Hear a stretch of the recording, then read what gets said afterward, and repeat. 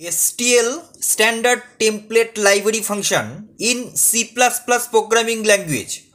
তোমরা এই STL এর কোর কনসেপ্ট সম্বন্ধে কিছু ধারণা আছে তোমাদের?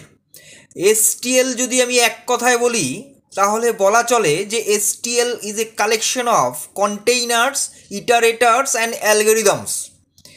এরা তিনটে একসাথে কাজ করে এই STL এর মধ্যে। এবার এই STL এর ফ্রেমকে যদি আমরা সাজাই তাহলে কীরকম হতে পারে? কম্পিউটারের IPO সাইকেলের মতন ফ্রেমটা হতে পারে। কেন? কারণ আই মানে ইনপুট, যেটা কন্টেইনার ধরতে পারি, আর যেটা পি মানে প্রসেস, যেটা আমরা অ্যালগরিদম ধরতে পারি, আর যেটা আউটপুট সেটা আমরা ইটারেটর হিসাবে ধরতে পারি। এই হচ্ছে main core concept in STL in C++ programming language.